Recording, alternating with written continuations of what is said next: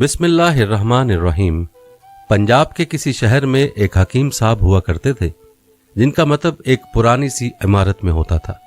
हकीम साहब रोजाना सुबह मतब जाने से कबल बीवी को कहते कि जो कुछ आज के दिन के लिए तुमको दरकार है एक चिट पर लिख कर दे दो। बीवी लिख कर दे देती। आप दुकान पर आकर सबसे पहले वो चिट खोलते, बीवी ने जो चीजें लिखी होती उनके सामने उन चीजों की कीमत दर्ज करते, फिर उनका टोटल करते, फिर अल्लाह से दुआ करते कि या अल्लाह, मैं सिर्फ तेरे ही हुक्म की तामील में तेरी इबादत छोड़कर यहाँ दुनियादारी के चक्करों में आ बैठा हूँ। जो ही तू मेरी आज की मतलूबा रकम का बंदोबस्त कर देगा, मैं उसी वक्त यहाँ से उठ जाऊंगा। और फिर यही होता। कभी सुबह के 9:30, कभी 10 बजे हकीम साहब मरीजों से फारिग होकर वापस अपने गांव चले जाते। एक दिन हकीम साहब ने दुकान खोली, रकम का हिसाब लगाने के लिए चिट खोली तो वो चिट को देखते के देखते ही रह गए। एक मर्तबा तो उनका दिमाग घूम गया। उनको अपनी आंखों के सामने तारे चमकते हुए नजर आ रहे थे, लेकिन जल्द ही उन्होंने अपने असाब पर काबू पा लिया। आटे दाल वगैरह के बाद बेगम ने लिखा था बेटी के जहेज का सामान। कुछ देर सोचते रहे, फिर चीजों की कीमत लिखने के बाद जहेज का सामान लिखा। ये अल्लाह का काम है, अल्लाह जाने। 1-2 मरीज आए हुए थे, उनको हकीम साहब दवाई दे रहे थे। इसी दौरान एक बड़ी सी कार उनके मतब के सामने आकर रुकी। हकीम साहब ने कार या साहिब कार को कोई खास तवज्जो न दी, क्योंकि कई कारों वाले उनके पास आते रहते थे। दोनों मरीज दवाई लेकर चले गए। वो सूटेड बूटेड साहब कार से बाहर निकले और सलाम करके बेंच पर बैठ गए। हकीम साहब ने कहा कि अगर आपने अपने लिए दवाई लेनी है तो इधर स्टूल पर आ जाइए, ताकि मैं आपकी नब्ज देख लूं, और अगर किसी मरीज की दवाई लेकर जानी है तो बीमारी की कैफियत बयान करें।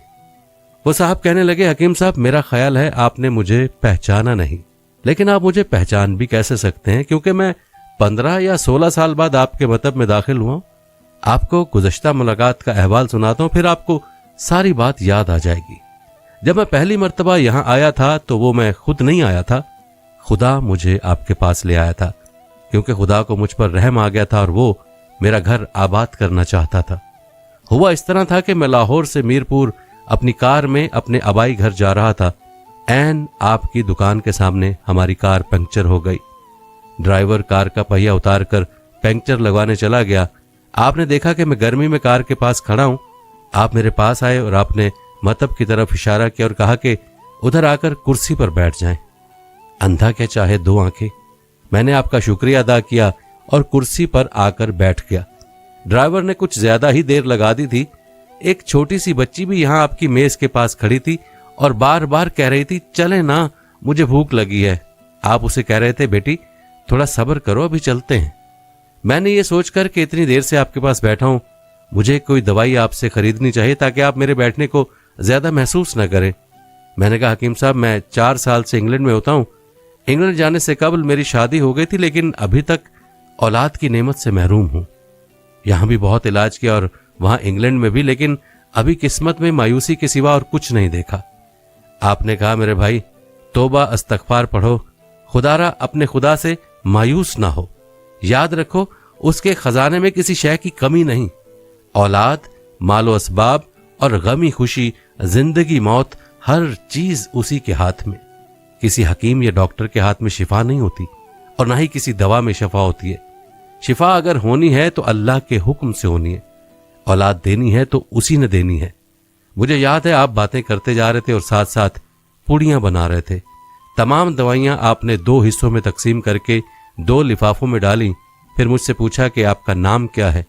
मैंने बताया कि मेरा नाम मोहम्मद अली है। आपने एक लिफाफे पर मोहम्मद अली और दूसरे पर बेगम मोहम्मद अली लिखा। फिर दोनों लिफाफे एक बड़े लिफाफे में डालकर दवाई इस्तेमाल करने का तरीका बताया। मैंने बेदिली से दवाई ले ली, क्योंकि मैं तो सिर्फ कुछ रकम आपको देना चाहता था। लेकिन जब दवाई लेने के बाद मैंने पूछा, कितने पैसे, आपने कहा, बस ठीक है। मैंने ज्यादा जोर डाला तो आपने कहा कि आज का खाता बंद हो गया। मैंने कहा, मुझे आपकी बात समझ नहीं आई। इसी दौरान वहां एक और आदमी आ चुका था। उसने मुझे बताया कि खाता बंद होने का मतलब ये है कि आज के घरेलू अखराजात के लिए जितनी रकम हकीम साहब ने अल्लाह से मांगी थी वो अल्लाह ने दे दी है, मजीद रकम वो नहीं ले सकते। मैं कुछ हैरान हुआ और कुछ दिल में शर्मिंदा हुआ कि میرے کتنے گھٹیا خیالات تھے اور یہ سادہ سا حکیم کتنا عظیم انسان ہے۔ میں نے جب گھر جا کر بیوی کو دوائیاں دکھائیں اور ساری بات بتائی تو بے اختیار اس کے منہ سے نکلا، وہ انسان نہیں کوئی فرشتہ ہے، اور اس کی دی ہوئی ادویات ہمارے من کی مرادیں پوری کرنے کا باعث بنے گی۔ حکیم صاحب، آج میرے گھر میں 3 پھول اپنی بہار دیکھ رہے ہیں۔ ہم میاں بیوی ہر وقت آپ کے لیے دعائیں کرتے رہتے ہیں۔ جب بھی پاکستان چھٹی آیا کار ادھر روکی لیکن دکان کو بند پایا۔ میں کل دوپہر بھی آیا تھا، آپ کا مطب بند تھا۔ ایک آدمی پاس ہی کھڑا ہوا تھا، اس نے کہا کہ اگر آپ کو حکیم صاحب سے ملنا ہے تو آپ صبح 9 بجے لازماً پہنچ جائیں، ورنہ ان کے ملنے کی کوئی گارنٹی نہیں۔ اس لیے آج میں سویرے سویرے آپ کے پاس آ گیا ہوں۔ محمد علی نے کہا کہ جب 15 سال قبل میں نے یہاں آپ کے مطب میں آپ کی چھوٹی سی بیٹی دیکھی تو میں نے بتایا تھا کہ اس کو دیکھ کر مجھے اپنی بھانجی یاد آ رہی ہے۔ حکیم صاحب، ہمارا سارا خاندان انگلینڈ سیٹل ہو چکا ہے، صرف ہماری ایک بیوہ بہن اپنی بیٹی کے ساتھ پاکستان میں رہتی ہیں۔ ہماری بھانجی کی شادی اس ماہ کی 21 تاریخ کو ہونا تھی۔ اس بھانجی کی شادی کا سارا خرچ میں نے اپنے ذمے لیا تھا۔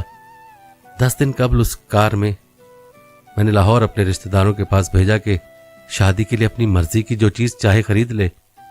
اسے لاہور جاتے ہی بخار ہو گیا، لیکن اس نے کسی کو نہ بتایا۔ بخار کی گولیاں ڈسپرین وغیرہ کھاتی اور بازاروں میں پھرتے رہی۔ بازار میں پھرتے پھرتے اچانک بے ہوش ہو کر گری۔ وہاں سے اسے ہسپتال لے گئے۔ وہاں جا کر معلوم ہوا کہ اس کو 104 ڈگری بخار ہے اور یہ گردن توڑ بخار ہے۔ وہ بے ہوشی کے عالم ہی میں اس جہان فانی سے کوچ کر گئی۔ اس کے فوت ہوتے نہ جانے کیوں مجھے اور میری بیوی کو آپ کی بیٹی کا خیال آیا۔ ہم میاں بیوی نے اور ہماری تمام فیملی نے فیصلہ کیا کہ ہم اپنی بھانجی کا تمام جہیز کا سامان آپ کے ہاں پہنچا دیں گے۔ شادی جلد ہو تو اس کا بندوبست خود کریں گے، اور اگر ابھی کچھ دیر ہے تو تمام اخراجات کے لیے رقم آپ کو نقد پہنچا دیں گے۔ آپ نے نہ نہیں کرنی۔ آپ اپنا گھر دکھا دیں تاکہ سامان کا ٹرک وہاں پہنچایا جا سکے۔ حکیم صاحب حیران و پریشان یوں گویا ہوئے، محمد علی صاحب، آپ جو کچھ کہہ رہے ہیں مجھے سمجھ نہیں آ رہا، میرا اتنا دماغ نہیں ہے۔ میں نے تو آج صبح جب بیوی کے ہاتھ کی لکھی ہوئی چٹ یہاں کر کھول کر دیکھی تو مرچ مسالے کے بعد جب میں نے الفاظ پڑھے بیٹی کے جہیز کا سامان، تو آپ کو معلوم ہے میں نے کیا لکھا؟ آپ خود یہ چٹ ذرا دیکھ لیں۔ محمد علی صاحب یہ دیکھ کر حیران رہ گئے کہ بیٹی کے جہیز کے سامنے لکھا ہوا تھا، یہ کام اللہ کا ہے، اللہ جانے۔ محمد علی صاحب یقین کریں، آج تک کبھی ایسا نہیں ہوا تھا کہ بیوی نے چٹ پر چیز لکھی ہو اور مولا نے اس کا اسی دن بندوبست نہ کر دیا ہو۔ واہ میرے مولا واہ، تو عظیم ہے، تو کریم ہے۔ آپ کی بھانجی کی وفات کا صدمہ ہے، لیکن اس کی قدرت پر حیران ہو کہ وہ کس طرح اپنے معجزے دکھاتا ہے۔ حکیم صاحب نے کہا جب سے ہوش سنبھالا ایک ہی سبق پڑھا کہ صبح ورد کرنا ہے رازق رازق تو ہی رازق، اور شام کو شکر شکر مولا تیرا شکر۔ پیارے دوستو، اگر آپ کو یہ کہانی اچھی لگی ہے تو اس کو آپ نے اپنے پیاروں کے ساتھ اور اپنے دوستوں کے ساتھ بھی ضرور شیئر کرنا ہے، تاکہ ہم سب بھی اللہ تعالیٰ پر توکل کرنے والے اور اللہ تعالیٰ کا شکر ادا کرنے والے بن جائیں۔ پیارے دوستو، ہمیں ہر حال میں اللہ رب العزت کا شکر ادا کرنا چاہیے۔ جو نعمتیں اللہ تعالیٰ نے ہمیں عطا کی ہیں ہم ان کا شمار تک نہیں کر سکتے۔ انسان بنانا اور مسلمان گھرانے میں پیدا کرنا، حضور صلی اللہ علیہ وآلہ وسلم کا امتی ہونا، عقل سلیم کے ساتھ تمام جسمانی اعضاء دینا، یہ وہ نعمتیں ہیں جس کا شکر ہم تمام عمر سجدے میں بھی پڑے رہیں پھر بھی ادا نہیں کر سکتے۔ لیکن انسان بڑا جلد باز اور ناشکرا ہے، ذرا سی تکلیف برداشت نہیں ہوتی، صبر نہیں ہوتا، تکلیف، بیماری یا پریشانی کے وقت یہ کہنا شروع کر دیتا ہے کہ میرے ساتھ ہی ایسا کیوں ہوتا ہے۔ یہ بہت بڑی ناشکری ہے۔ سوچنے کی بات ہے کہ کیا یہ اللہ کا کرم نہیں ہے کہ اس نے ہمیں صحت و تندرستی، مال و جائیداد، عقل و علم، اہل و عیال، عزت و شان، حسن و وجاہت کے ساتھ زندگی کا اعلیٰ معیار دیا ہے۔ یہ سب جس اللہ کا دیا ہوا ہے جو ہماری آزمائش کے لیے ہے۔ اگر اللہ اس میں سے کچھ لے لیتا ہے تو ناشکری کیوں؟ بعض لوگ کچھ نعمتوں پر شکر کرتے ہیں، کچھ پر نہیں۔ اللہ کی شکر گزاری اس کے بندوں پر واجب ہے۔ جب اللہ تعالیٰ نے حضرت سلیمان علیہ السلام کو بہت سی نعمتیں دیں تو حضرت سلیمان نے اس کا اعتراف ان الفاظ میں کیا، یہ میرے رب کا فضل ہے تاکہ مجھے آزمائے کہ میں شکر گزاری کرتا ہوں کہ ناشکری۔ پیارے دوستو، اللہ تعالیٰ کی نعمتوں کو جھٹلانا، ہر کسی سے گلا شکایت اور بے جا تقاضے کرنا اور اللہ کی نعمتوں کو بلا وجہ چھپانا بھی ناشکری ہے۔ ناشکری کی سزا ہر حال میں ملتی ہے۔ جب انسان کے اندر اللہ کی شکر گزاری پیدا ہوتی ہے تو اس کے اندر عاجزی اور انکساری بھی پیدا ہوتی ہے، اور وہ اللہ کے احسانات پر شکریہ کے ساتھ اس کی مخلوق کے ساتھ احسان کرتا ہے اور ان سے محبت اور خدمت کا جذبہ اجاگر ہوتا ہے۔ یاد رہے کہ دین اسلام نے شکر ادا کرنے کے ہمیں 4 طریقے بتلائے ہیں۔ نمبر 1 دل سے، نمبر 2 زبان سے، نمبر 3 نعمتوں کے استعمال سے، نمبر 4 مخلوق خدا کی خدمت سے۔ دوستو، دل سے شکر ادا کرنے کے 2 طریقے ہیں۔ ایک نعمت دینے والے کا احترام کیا جائے اور نعمت دینے والے سے محبت کرنا، خواہ وہ انسان ہو یا اللہ ہو، دونوں برابر ہیں۔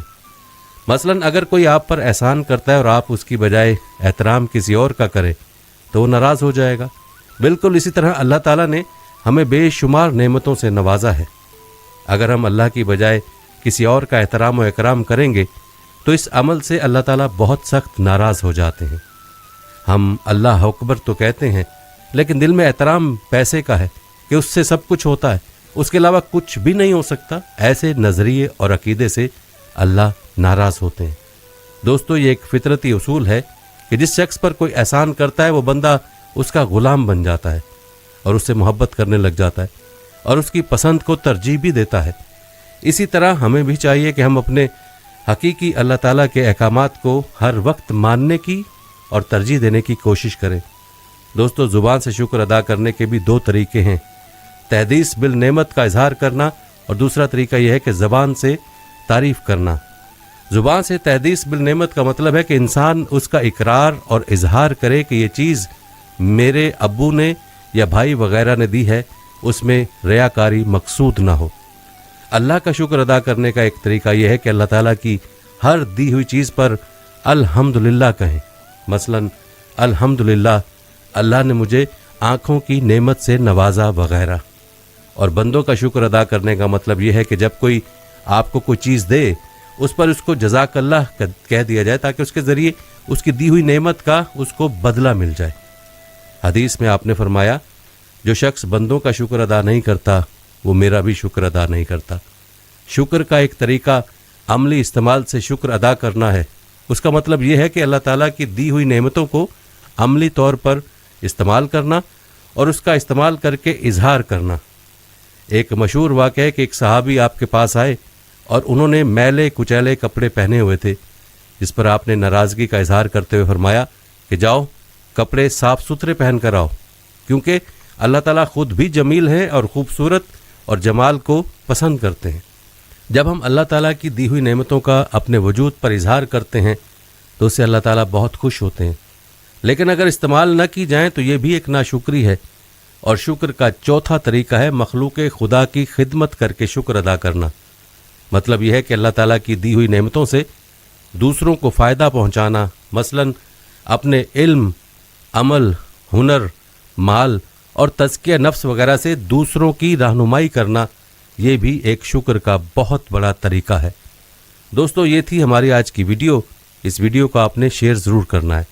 اللہ سے دعا ہے کہ اللہ تعالیٰ ہمیں گنہگاروں کو ناشکری سے محفوظ رکھے اور ہر حال میں اللہ کی رضا میں راضی رکھے، آمین۔ پیارے دوستو، ہم یہ امید کرتے ہیں کہ آپ کو ہماری آج کی ویڈیو ضرور پسند آئی ہوگی۔ اگر آپ کو ہماری آج کی ویڈیو